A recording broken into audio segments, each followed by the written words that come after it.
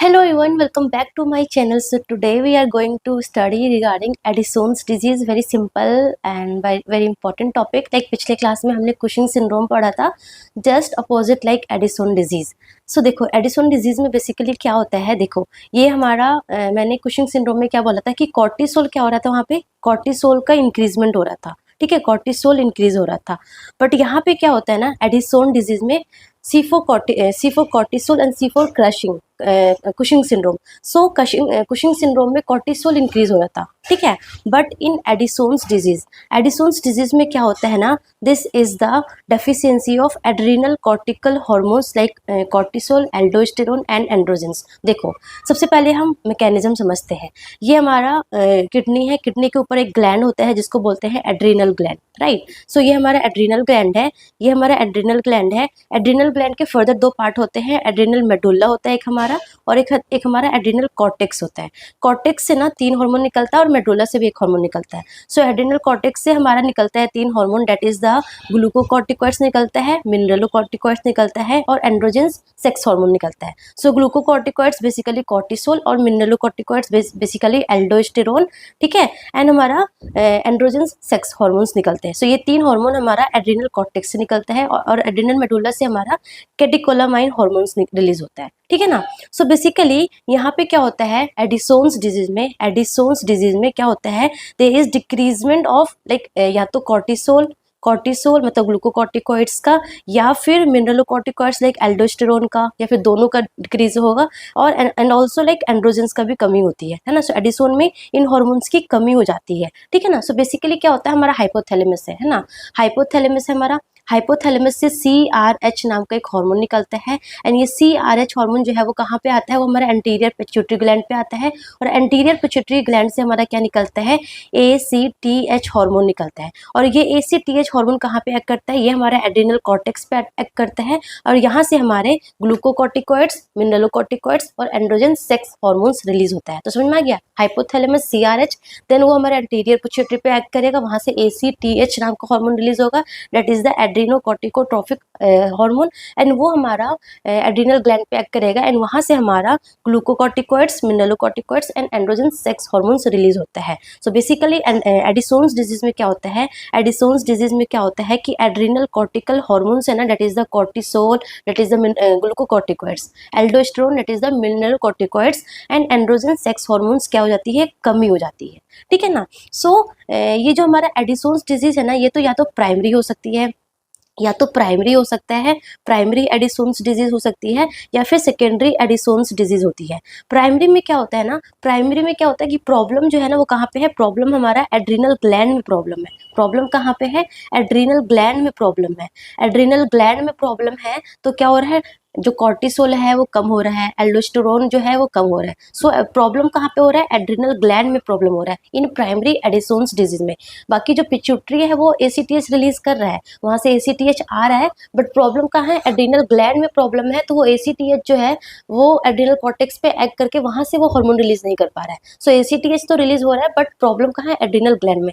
But in secondary में कहाँ पे प्रॉब्लम होती है, सेकेंडरी में जो प्रॉब्लम होती है वो तो या तो पिट्यूटरी ग्लैंड पे प्रॉब्लम होगी, पिट्यूटरी ग्लैंड पे प्रॉब्लम होती है, या तो हाइपोथैलेमस में प्रॉब्लम होती है. तो यहाँ से जो हमारा ACTH नाम का जो हार्मोन रिलीज होता है वही रिलीज नहीं होगा. जब यही रिलीज नहीं होगा तो ये एड्रीनल ग्लैंड पे एक्ट नहीं करेगा, तो वहां से हमारा क्या बोलते हैं, कॉर्टिसोल और मिनरलोकॉर्टिकॉइड्स जो हार्मोन है वो रिलीज नहीं हो पाता है. तो या तो ये प्राइमरी होता है या तो सेकेंडरी होता है. प्राइमरी मतलब कि एड्रीनल ग्लैंड में प्रॉब्लम, सेकेंडरी मतलब कि पिट्यूटरी ग्लैंड में प्रॉब्लम, या फिर हाइपोथैलेमस में प्रॉब्लम. ठीक है, वेरी सिंपल.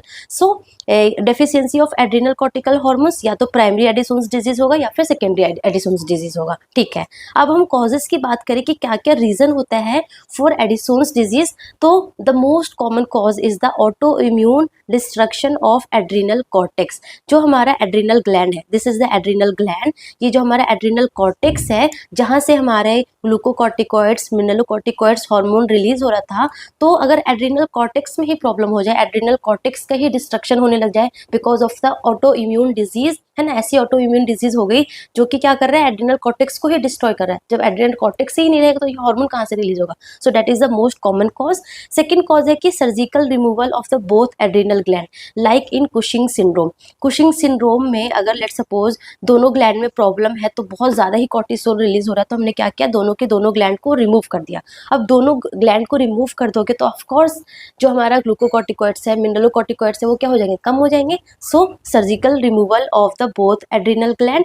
थर्ड कॉज है हमारा infection. The most common is the TB. अगर किसी को टीबी होता है ना, बहुत हाई चांसेस होता है कि वो एड्रिनल ग्लैंड पे भी एक्ट करके वो जो हार्मोन रिलीज हो रहा है ग्लूकोकॉर्टिकॉइड्स, मिनरलोकॉर्टिकॉइड्स, उसकी भी कमी कर सकता है। सो इन्फेक्शंस लाइक द टीबी हो गया, फंगल इन्फेक्शन लाइक हिस्टोप्लाज्मोसिस, ये सारे इन्फेक्शन की वजह से भी एडिसोन्स डिजीज देखने को मिलता है, ठीक है ना।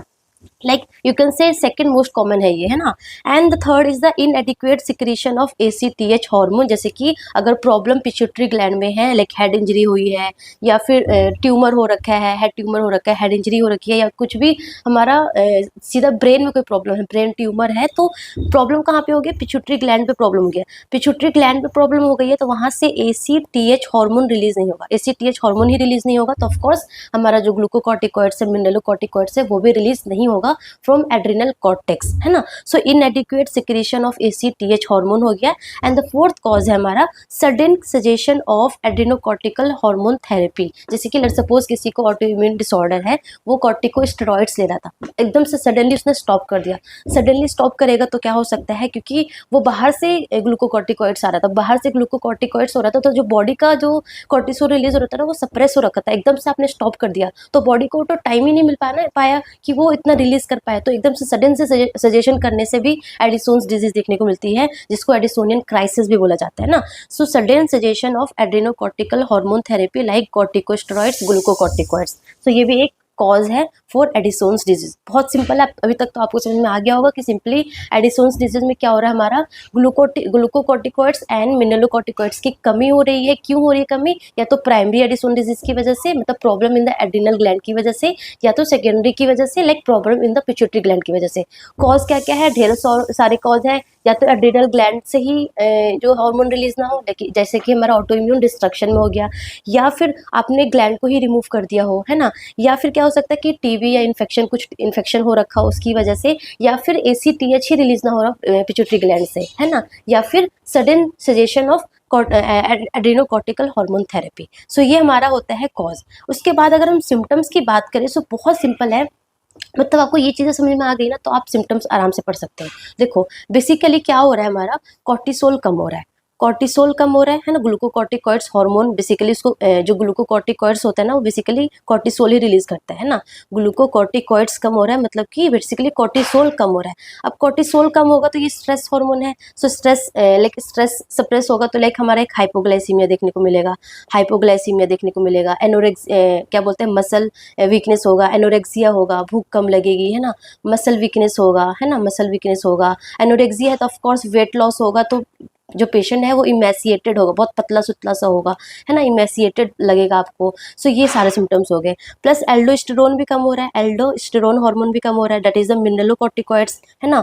मिनरलोकॉर्टिकॉइड्स कम हो रहा है मतलब कि एल्डोस्टेरोन कम हो रहा है। एल्डोस्टेरोन अगर कम होगा, एल्डोस्टेरोन कम होगा, मिनरलोकॉर्टिकॉइड्स कम हो रहा है, जैसे that is aldosterone. Basically aldosterone is the mineralocorticoids. So aldosterone कम होगा तो एल्डोस्टेरोन का काम क्या है, ये क्या करता है, सोडियम एंड वाटर का रीअब्जॉर्प्शन करता है, सोडियम एंड वाटर का रीअब्जॉर्प्शन करता है, ठीक है, रीअब्जॉर्प्शन करता है। एंड पोटेशियम का क्या करता है, एक्सक्रीशन करता है। पोटेशियम का क्या करता है, एक्सक्रीशन करता है, आपको पता होगा इसका फंक्शन। एल्डोस्टेरोन का काम क्या है, sodium and water reabsorption and potassium का एक्सक्रीशन करता है। बट यहाँ पे क्या हो रहा है, एल्डोस्टेरोन हार्मोन क्या है, कम है। अब एल्डोस्टेरोन हार्मोन कम होगा तो क्या होगा, सोडियम एंड वाटर का रीअब्जॉर्प्शन नहीं होगा तो क्या होगा, सोडियम का लॉस होगा, तो बॉडी में क्या होगा, हाइपोनेट्रीमिया होगा, ठीक है, हाइपोनेट्रीमिया हो गया। और क्या होगा, पानी का भी लॉस हो रहा है तो हाइपोटेंशन भी देखने को मिलेगा, मतलब बीपी कम होगा, है ना। हाइपोटेंशन, डिहाइड्रेशन भी देखने को मिल सकता है, ठीक है। प्लस पोटेशियम का एक्सक्रीशन रुक गया है तो पोटेशियम बॉडी में क्या होगा, ज़्यादा हो जाएगा, सो क्या होगा, हाइपरकैलेमिया होगा, हाइपरकैलेमिया होगा, ठीक है ना। सो ये सिम्टम्स सारे को देखने को मिलेगा। सो क्लिनिकल फीचर वही है, जैसे कि मसल वीकनेस हो गया, है ना, एनोरेक्सिया हो गया, इमेसिएशन हो गया, फटीग होगा, है ना, कमजोरी बहुत लगेगी। उसके बाद ये बात बताऊंगी। हाइपोनेट्रीमिया होगा, हाइपोग्लाइसीमिया होगा, हाइपरकैलेमिया होगा। क्यों हो गया समझ में आ गया आपको। हाइपोटेंशन भी होगा, and because of hypotension like water का रीअब्जॉर्प्शन कम हो रहा है, तो सीवियर डिहाइड्रेशन वाले सिम्टम्स भी देखने को मिलेंगे आपको, ठीक है ना। उसके अलावा लाइक कुछ क्या बोलते हैं, कुछ psychiatric problem like depression, emotional liability, apathy, confusion, है ना, ये सब भी देखने को मिलेगा क्योंकि कॉर्टिसोल भी कम हो रहा है, ठीक है ना।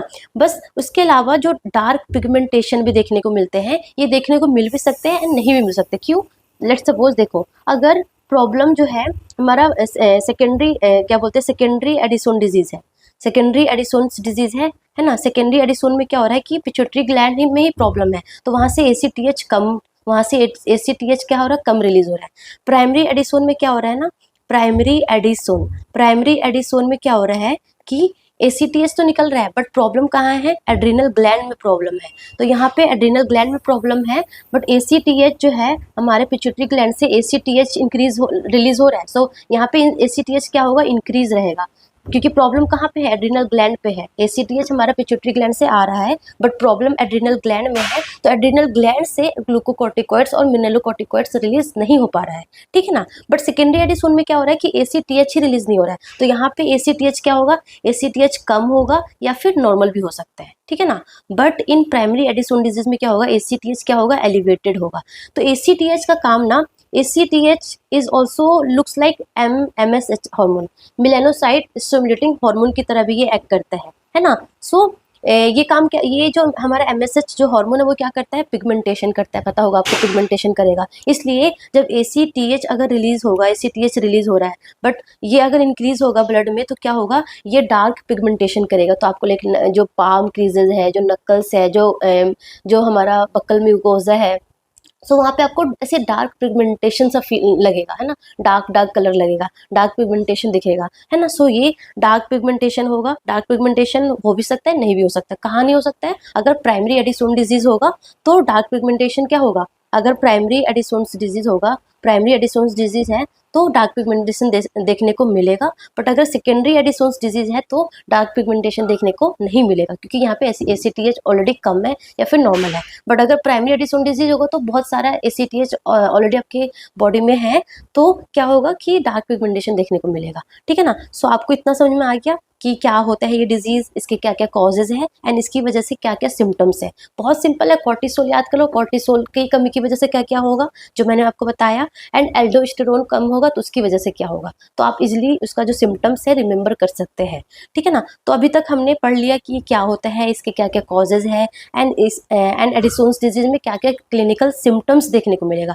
देन कमिंग टू द कि हम इसको डायग्नोस कैसे करेंगे, इसको डायग्नोसिस कैसे करते हैं। उससे पहले एक वेरी वेरी इंपॉर्टेंट टर्म हम पढ़ लेते हैं, एडिसोनियन क्राइसिस, जो कि बहुत ही ज़्यादा इंपॉर्टेंट है।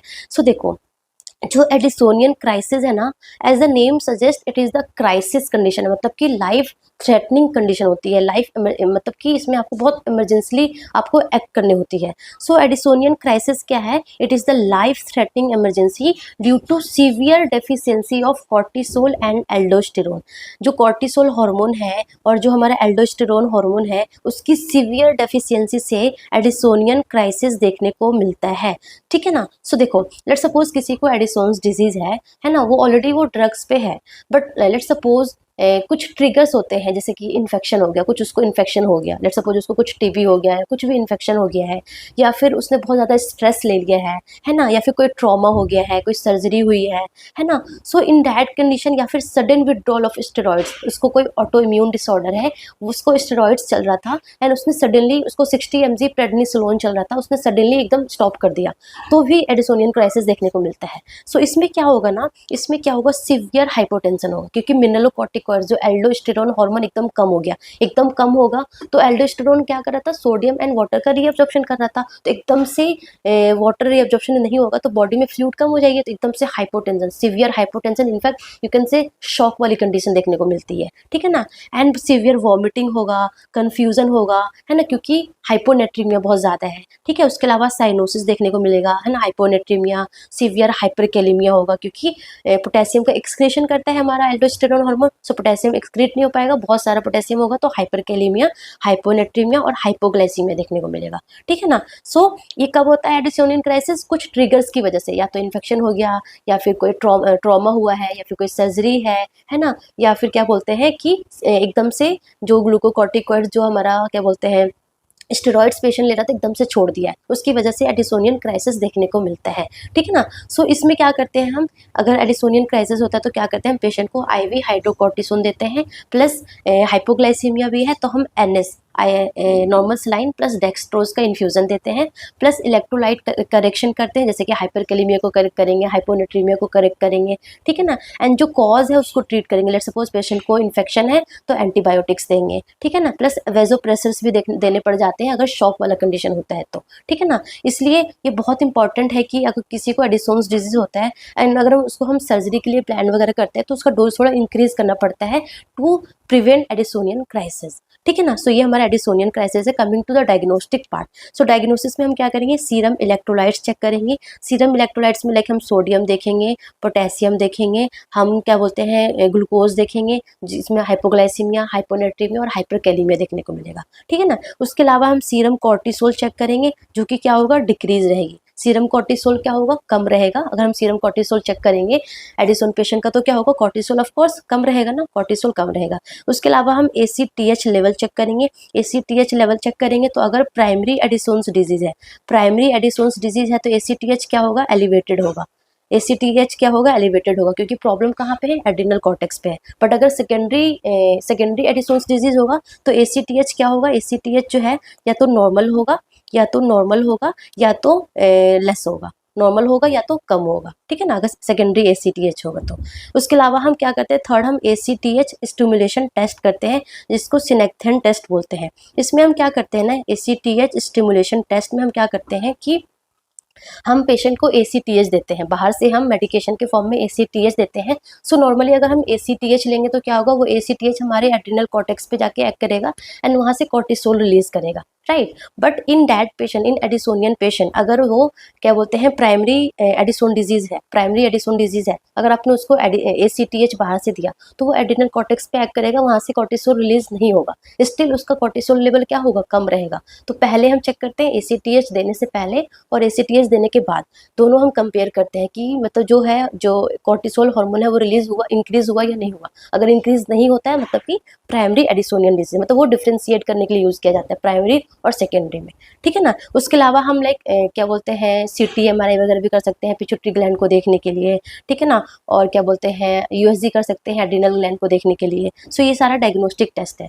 अगर हम ट्रीटमेंट की बात करें कि क्या क्या ट्रीटमेंट देते हैं, सो देखो क्या क्या कम हो रहा था यहाँ पे, ग्लूकोकॉर्टिकॉइड्स कम हो रहा था, है ना, ग्लूकोकॉर्टिकॉइड्स कम हो रहा था, यही कम हो रहा था, प्लस मिनरलोकॉर्टिकॉइड्स कम हो रहा था, मिनरलोकॉर्टिकॉइड्स कम हो रहा था। तो हम ग्लूकोकॉर्टिकॉइड्स मतलब कि कॉर्टिकोस्टेरॉइड्स हार्मोन देते हैं, कॉर्टिकोस्टेरॉइड्स बाहर से देते हैं, है ना, एल्डोस्टेरोन देते हैं बाहर से। यही सारा हमारा ट्रीटमेंट होता है, यही मेडिसिन दिया जाता है, ठीक है ना। सो कॉर्टिकोस्टेरॉइड्स देते हैं, मिनरलोकॉर्टिकॉइड्स देते हैं, प्लस हाई सॉल्ट डाइट बोलते हैं पेशेंट को लेने के लिए, क्यों, क्योंकि हाइपोनेट्रीमिया हो रहा है।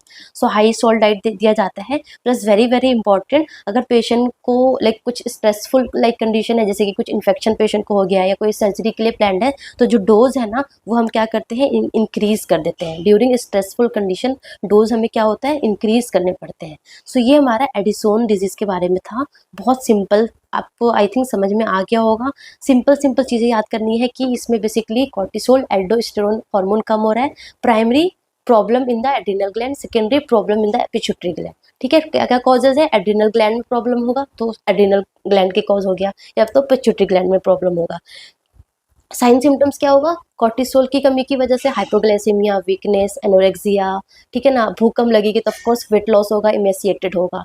एल्डोस्टेरोन की कमी की वजह से हाइपोटेंशन, हाइपोनेट्रीमिया, डिहाइड्रेशन, हाइपरकैलेमिया, है ना, कुछ ऐसे सिम्टम्स होंगे। प्लस अगर ACTH प्रेजेंट होगा तो हाइपर पिगमेंटेशन देखने को मिलेगा। सो ये सिंपल सा साइन एंड सिम्टम्स है, ठीक है ना। आई होप आपको क्लियर हो गया होगा। एंड ट्रीटमेंट के लिए क्या देंगे, ट्रीटमेंट के लिए हम ग्लूकोकॉर्टिकॉइड्स देंगे, मिनरलोकॉर्टिकॉइड्स देंगे, हाई सॉल्ट डाइट देंगे, ठीक है ना। प्लस एडिसोनियन क्राइसिस में आपको पता होना चाहिए कि IV हाइड्रोकॉर्टिसोन देते हैं, प्लस NS और DNS देते हैं, और जो भी कॉज है उसको ट्रीट किया जाता है।